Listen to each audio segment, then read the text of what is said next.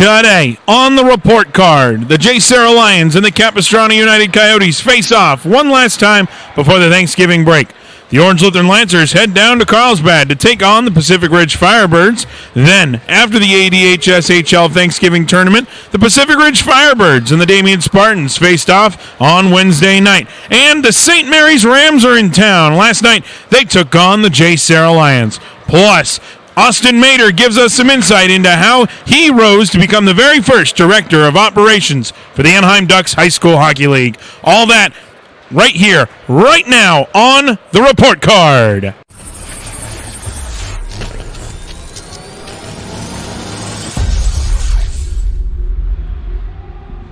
Hello, everybody, and welcome inside 5 Point Arena here at Great Park Ice for another episode of the greatest, and I mean the greatest, internet show about the Anaheim Ducks High School Hockey League that focuses on highlights, stats, and standings. True. This is Chuck Lejsek. I'm Christian Ilten, I'm having and a bad you. hair day. What was that? I'm having a bad hair day. Just noticed. Just gotta bring it out in the open so we don't. So none of you are asking about it. It's fine. We're just gonna acknowledge it. It's great. Anyway, welcome. This, ladies and gentlemen, is the report card, and we are so thankful that you have joined us. We have an amazing show for you set up today. We got a lot of highlights. We've got a lot of different divisions to break down, and we have a really cool interview with Austin Mader, the director of operations, that we're going to talk about in a little bit as well. So we're really excited about a great show. And Chuck, the other thing that we're going to talk about next week, we're going to be going somewhere. Viva Las Vegas. Oh, my gosh. Viva Las Vegas. It's so important I put it in the script that he sings. We are going to Las Vegas, Nevada next weekend. In fact, we're only going a couple days from now. Actually, 4 days from now. The countdown's on. 5 days, actually. No, today doesn't count. 4 days. It's going to be an exciting time no matter what, but we are going to be going to Summerlin, Nevada. The City National Arena is once again hosting the Anaheim Ducks High School Hockey League Vegas Showcase this year in 2019. A couple of new teams going to be joining the showcase. It's not just going to be high school league teams, which I'm really excited about as well. We'll talk a little bit more about that as we continue. But let's first take a look at some of the highlights, starting off with a game a few weeks ago between the J. Sarah Lions and the Capistrano United Coyotes. And right off the bat here, the game would get started, and the ref would go down right there. Oh, my gosh, look at him, goes down. Not a great start to the game for him, but 10 minutes into the game, it's Max Lynch of the J. Sarah Lions bringing the puck into the zone, gets tied up behind the net. Andrew Kiernan pops the puck into the air, and the goaltender thinks he's got it covered, but he doesn't. Ryan Tabrizi's the one who slams it home. He's feeling breezy. Yes, sir. The Lions are up 1-0. Not even a minute later, it's the Coyotes off the faceoff, taking advantage of a bouncing puck around the net when Rocky Hammaker finds the net through the sprawling goalie. Now we are all knotted up at 1 once again. Just moments into the second period now. The Coyotes are back at it again. Clock off. Fans on his first attempt, but then gets a second one after Merrill Stenari takes a shot on goal. Rebound went over to Clock off. He puts the puck in the net. Coyotes are on top for the first time in this one, and that is a lead they would not give back. Almost halfway through the second now. J. Sarah is unable to clear the puck, and a shot from the point goes by Girard, goes off the back wall, and then home after the carom is sent through by Luke Ossola. Coyotes now up by 2. Right at the midway point of the game, it's the J. Sarah Lions who end up on a 2-on-1. Kiernan and Lynch coming down with Max Lynch going 5-hole, putting up his second goal of the game. Lions now just down by 1. From there on, though, it was pretty much the Coyotes. Just a minute and a half later, the Coyotes sport some fantastic zone work, and Chris Daria finds himself on the score sheet as this thing just continued for the Coyotes. Later in the second, now it's Ossola and Merrill Stenari on a 2-on-1. As you can see it developing, Ossola shuffled it over to Stenari, who threw it right through into the net after some fancy stick work. Goes top shelf, right above the glove of the goaltender. End of the second here, Coyotes take it away in the neutral zone. Stenari with the puck, and it's him again with his second goal of the game on an odd angle shot. Coyotes up 6-2 at the end of the second. Game ended up being 8-3 the final, as the Coyotes make it look easy against the Lions. Take a look at the scorecard now to wrap this one up. It was Merrill Stenari leading the way in this one, putting up 3 points for the Coyotes. Fields, Ofsa, and Klockoff, and Ossola all found the net as well. Ivancic only had to stop 11 shots in this game to earn himself a W. Meanwhile, on the Lions side, Max Lynch had a goal and an assist to Breezy, and Martin find the back of the net as well and give Hartmark 2 assists. For his efforts, Michelizzi saved 30 of 38 shots in the losing effort to the Lions. And Chuck, this Capistrano United Coyotes team just keeps on going. Well, they go, and I think we got a preview from them last year where basically, I mean, they went undefeated against Division V as a Division I school right there. We saw them again in that Vegas tournament where they actually turned it on, and actually, they only had one loss, and that was the Pack Ridge Firebirds. But other than that, they turned it on at that point, and we saw them beat all five Division I teams last year, doing an outstanding job. And I'll tell you one thing right now, a very easy transition for this Capo United team, or Capo Coyote team right there, doing a great job. And they're going to basically, I consider them, along with Orange Lutheran, which we're going to see at 4 o'clock right here on Black Dog Enterprises. Just a little preview for you. But just a great game coming up right there. And you can't, it's going to be interesting to see because they're going to catch Olu after playing a 10 o'clock game against the St. Mary's Rams. So fresh wheels against those that may not be so fresh. Exactly, it's going to be a good game as we look forward. The Orange Lutheran Lancers did, in fact, go down south and head down to, well, Carlsbad. They played Pacific Ridge. We've got a scorecard up, and we can't really see all the stats from here. I thought we were going to be able to see them. But as you can see there, it was Ethan Hurst that was on top for the Lancers. Meanwhile, for the Pacific Ridge Firebirds, they fall 5-3 to the Orange Lutheran Lancers. The Pacific Ridge Firebirds are going to have a game later today. They're taking on St. Mary's Rams. But as we continue on, we got some more highlights to get to, Chuck. We do. And let's talk about that Capistrano Coyote team. No, that's you. I'm sorry. Where are we going? We're going to do Pacific Ridge against Damien. Oh, there you go. There you sorry. go. All right, we're moving on. We're already into it. All right, 6 minutes into the game, and here it is. Daniel Parizek dipsy-doing through the zone to get a shot off. It would eventually trickle in, and the Firebirds are in business in the first. Moments later, it's Silverman who gets the touch on the rebound. Firebirds up 2-0. Over halfway through the game now as we move in. Great stick work right here by Aiden McDowell. Leads to a pass to Hayden Shoemake, who lights the lamp with the backdoor chance. 3-0 Firebirds. Later on in the second, it's the Firebirds again. This time it's Billy Schneider, who is all alone in the middle. He bangs it home to make it 4-0. Just a minute and 11 seconds later, it's Shoemake again, firing it home to make it 5-0.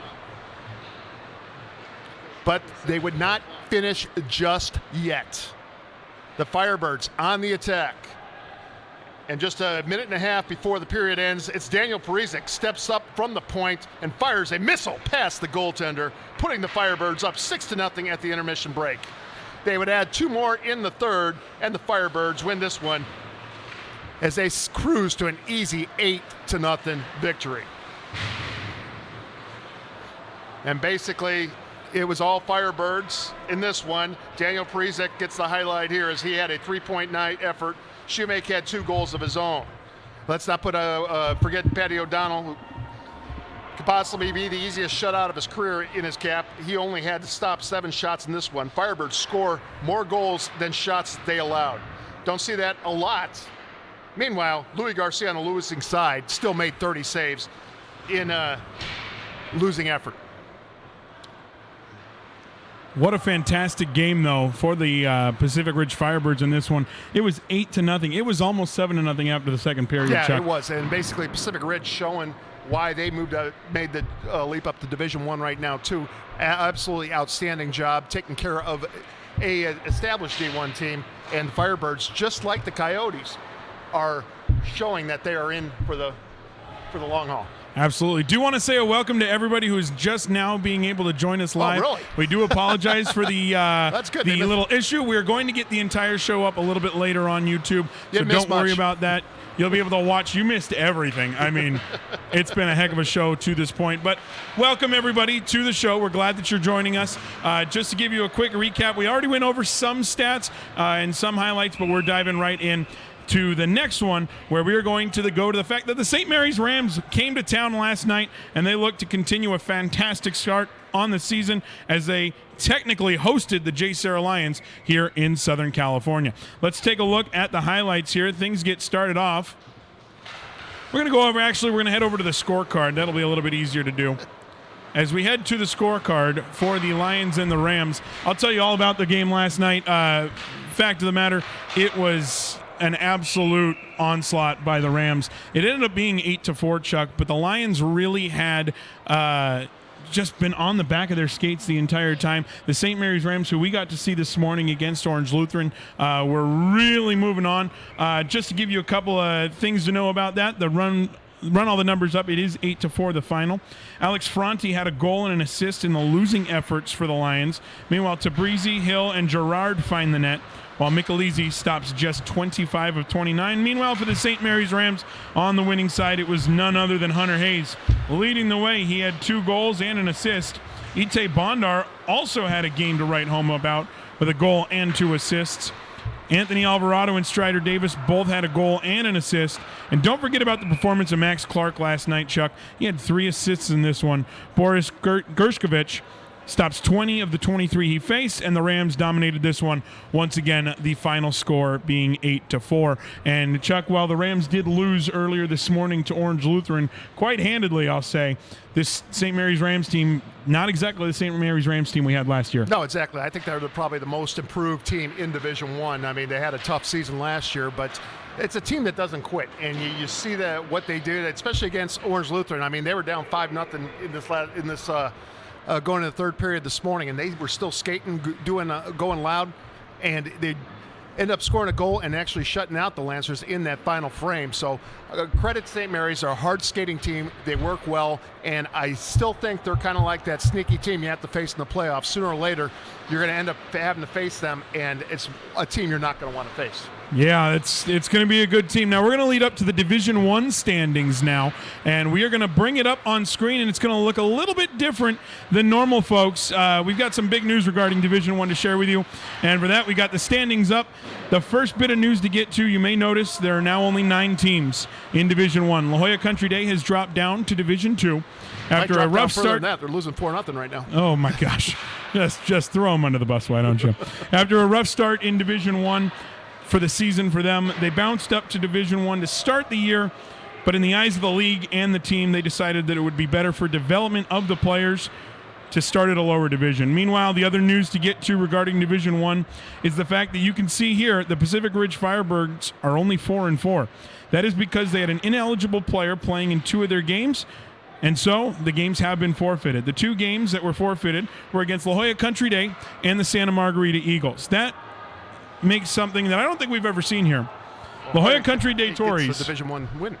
What's that? They get a Division I win. They got a Division I win while not being in Division I. By being regulated too. Yeah, that's. I don't think that's ever happened. No. But hey, if it did, Stranger congratulations to them for being the next team that did so. But it was a pretty good. It was a pretty good thing for the Tories to officially get that first win under the belt in that case. But if you look at those standings, Orange Lutheran is at the top once again. They're 8-0, Chuck. I don't think there's got to be a team to beat them right now, honestly. I mean, maybe Santa Margarita coming down the towards the back end right now, but right now Orange Lutheran with that line of Hurst and Jackson Ferry and Stift. I mean, you put those 3 out there, that's a goal every time they step on the ice. Now we're going to transition over to Division II and Division III. Like we had mentioned before, we are not able to get people everywhere that we want to be them, or at cameras wherever we want to be. So we're going to be able to highlight a couple of games every single week. This first one is the Division II game. As you can see at the very top, it was Beach Cities that was able to defeat the Irvine United Warriors. Then that one was 4-3.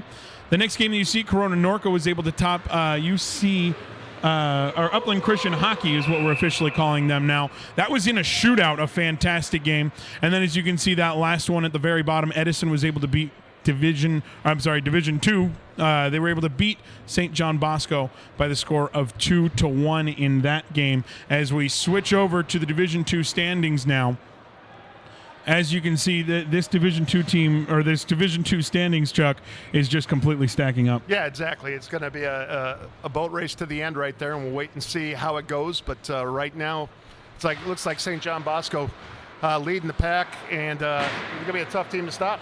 They always have, and a couple of us were talking just before the game, before the show started. St. John Bosco could be a Division I team. Exactly. And I think that might be something you see in the next few years. Don't know if that's going to happen or not, but that team has been a force every single year, except for a couple of maybe off years. Rebuilding years, yeah. They're always there, Chuck. And they are leading Division 2 right now. Now we're going to go over to Division 3, as you can see on your screen. The first one, looks like we might not actually have the right Division 3 sign or the stats set up. So we'll bring it back over to us. But the teams or the games we want to talk about. Carlsbad United did defeat Saddleback 5-2. Meanwhile, Orange Lutheran beat Servite 4-3, and Santa Margarita fell to Capistrano United 3-2. We'll have all this set up for you guys to see at some point as well. Division 3, Chuck, as we go to the standings for them. Division 3 has always been that league or that division. Teams. Yeah, the feeder teams. The feeder teams. You have Capistrano United, you have Santa Margarita, Orange Lutheran, all three teams that basically are sitting there in developmental. You'll see those players not only sometimes be brought up to the D1, but as well they get their skating, get their skating legs down at D3. And it shows you the depth of all these programs right there, why they keep on churning over winners at the higher level year after year. Division 3, like Chuck said, has always been one of those, but these teams are good in Division 3, Chuck. No, like exactly. It's not even It's not even like a lesser talent. They are fantastic. So we have that to look forward to in the future of this league. Next year, 10 years, Chuck.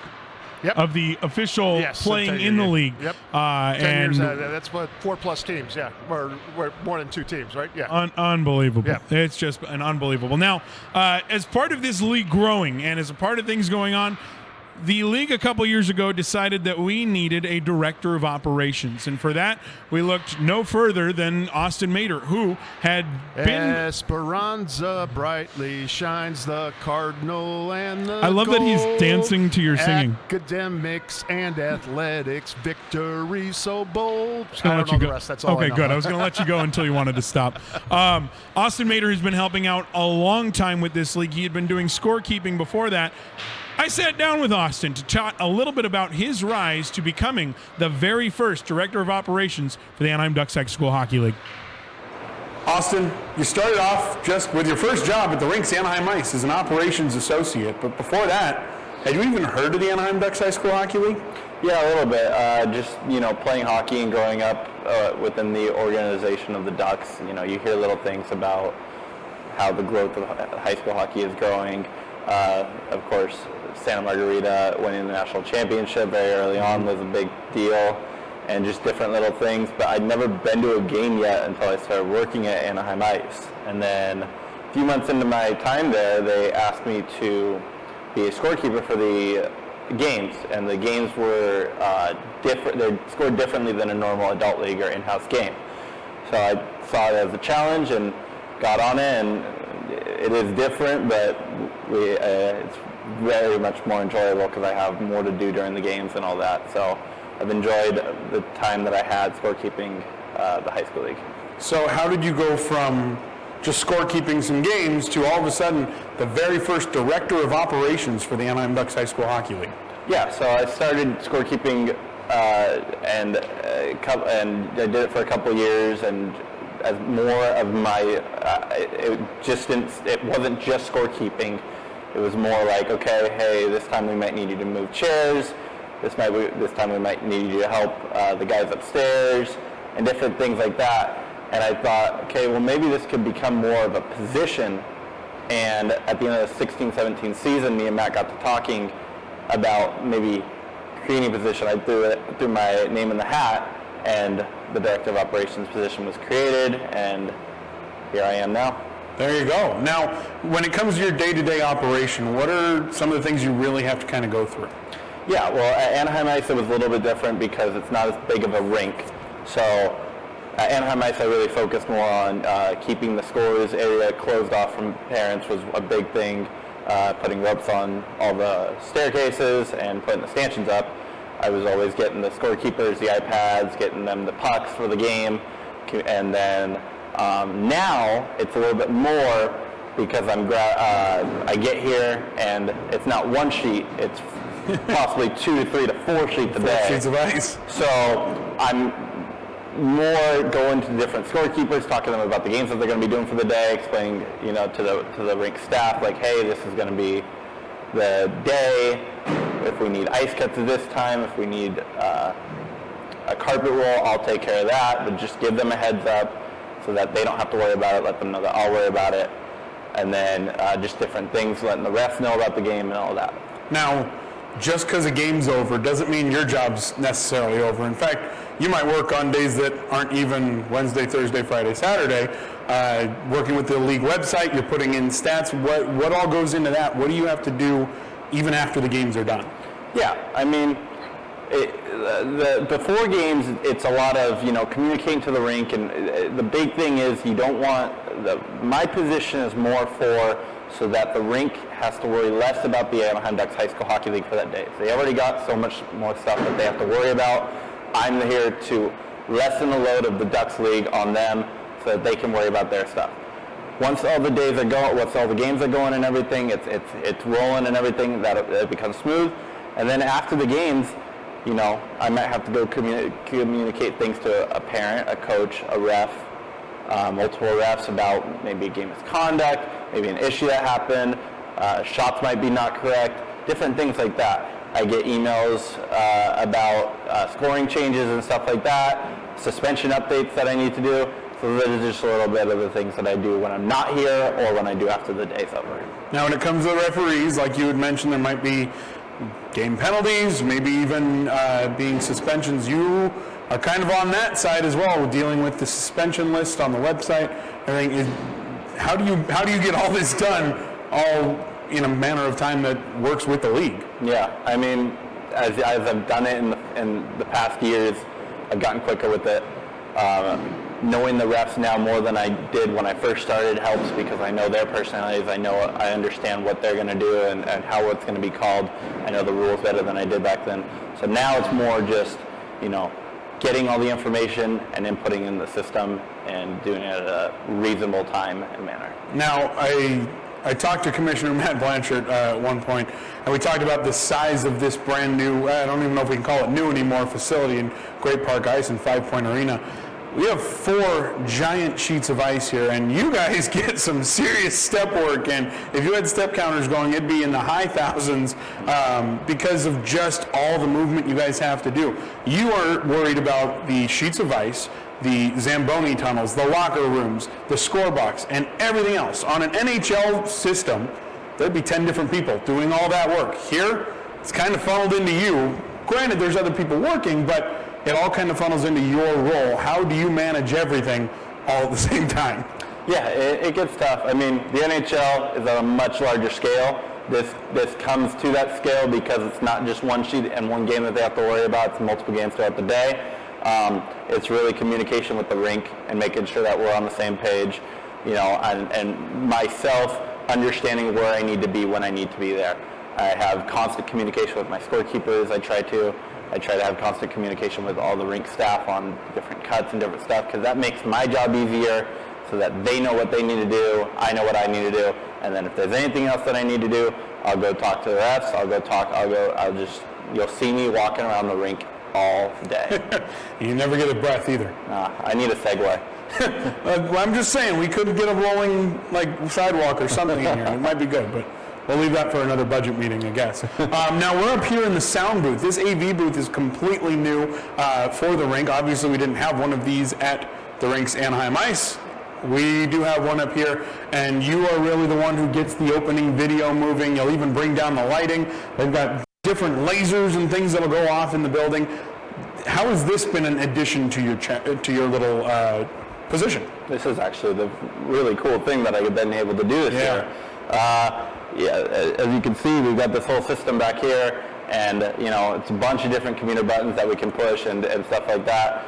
And I get a thrill off of teams that give me intro videos that I get to play. The Ducks were very nice to come out, film some of the games, and make an intro video for us as well, putting different stuff on the scoreboard, putting different stuff on the ice, and I get a thrill off of this. And it's been a lot of fun to try out the new system. It was tough to learn at first, but Sean Crow and Josh Holstein really did help out and get me set up for it. Now, the big question I've got for you, how has this job changed, even in the just few years that you've done it? You mentioned, right, going from Anaheim Ice to this giant facility. Was there anything else that's kind of gone into the job since beforehand that you might not have been doing at the time at the beginning of it? Yeah, this lighting, the videos and all that is a big thing. Helping out with the report cards a little bit more. It used to be I was just, I get the tables and everything set up. Get the tables and everything set up for the show, and now I'm actually helping more on the technical side with it, which is fun. And it's nothing that's really changed. More has been added in the past few years of, now we've got a countdown clock before games, now we've got different intermission cuts for different games, and different stuff like that. It's more just trying to get it done in the right way, talking to the scorekeepers, making sure they understand, making sure everyone really understands, the referees are comfortable. If everyone's comfortable, then I'm doing my job. So, we've got teams coming from all over now, right? From up north, even further down south. The high school league's going to Vegas next week for the big Vegas showcase here in 2019. You, on the other hand, are going to be holding the fort down over here because we've still got games going on here. How exciting has it been over the years just to see this league grow, and knowing that it's not done yet? We're at 51 teams right now. It's probably going to go up very soon. Yeah, it's been just incredible to see. I mean, my brother played in the league a few years ago, and a lot of his teammates played. I've loved the relationship I've made with some of the kids on some of the different teams, and just they're all good kids. We've got really good kids that have played in this league as people and as hockey players, and it's been really fun to see the growth of the entire league, and I'm really excited to see how far it goes from here. Well, thank you, Austin, for joining us. Thank you.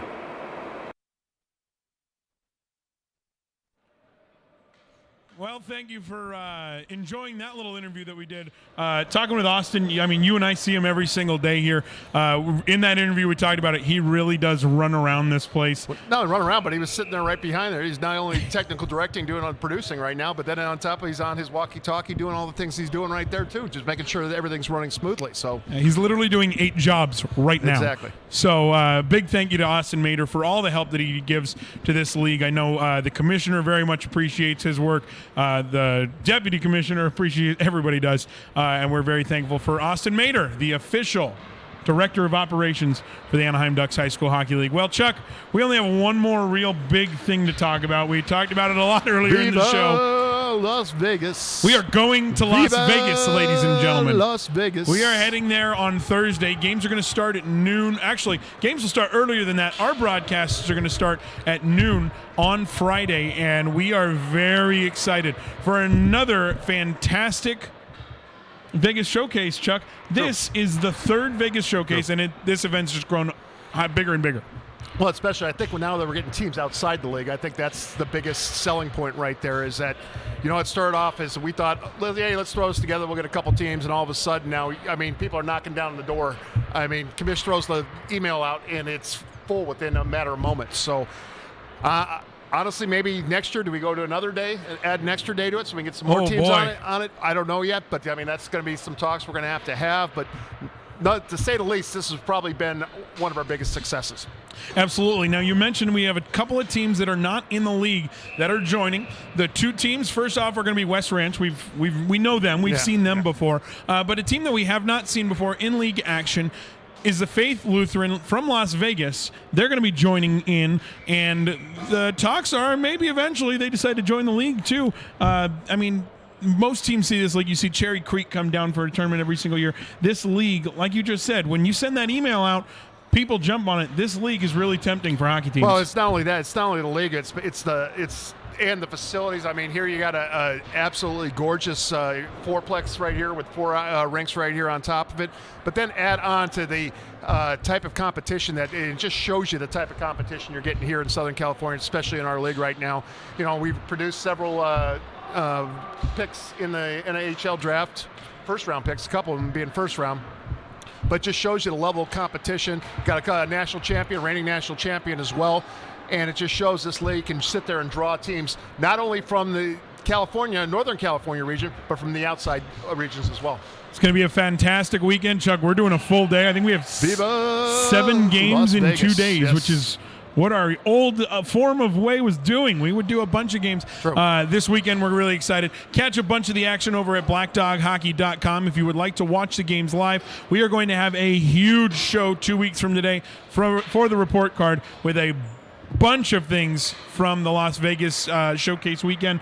We're going to try to grab some interviews. We'll try to get some highlights of the area, and we are going to have a fantastic time 2 weeks from today. Chuck, we have a game to call in 25 minutes. That's true. Well, That's true. I've got to get everything set up. So we're already going to say goodbye today. For the report card, a big thank you to everyone involved. A big thank you to Eric Pesolano, even though he's not here right now because he does a lot of the work behind the scenes. Okay, maybe he doesn't. Anyway, we also want to say a big thank you to Andy Dickerson for lending us all of his equipment that sometimes we get up and running properly. Exactly. And a big thank you to him and everybody at Black Dog Hockey. We want to say a big thank you to the commissioner, Matt Blanchard, for everything that he does for this show. A big thank you to Austin Mader for sitting down with an interview, having a great time, and then, of course, helping us with our technical directing and producing. He's the man right now. Camera exactly. work and everything. He's the guy taking care of the job. A big thank you to Austin as well. And a big thank you to you. Before you leave, we do ask a couple of things. First off, we ask you to please hit that subscribe button. 2 weeks from today, we're going to have a fantastic show about the Las Vegas Showcase and other things that have gone in the league. You want to make sure you grab that notifications bell so you know exactly when we are going live, when we go on live on time in 2 weeks. We're really excited about that show already.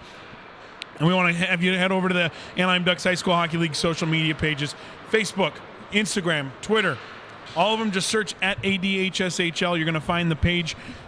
We're really getting a big social media presence. Things go out every single day, so we're really excited for that. Chuck, another show in the books. Yep. I forgot to thank my hairdresser and makeup. Oh, not here. Sorry. Okay. Oh, my gosh. We're going to be right back here at 5 Point Arena in 2 weeks for this show. We're heading to Vegas, so ladies and gentlemen, we got a couple games to do tonight, a couple games to do on Wednesday, and then we're packing this show up. We're going on the road. You'll be able to see this show, the report card, live 2 weeks from today.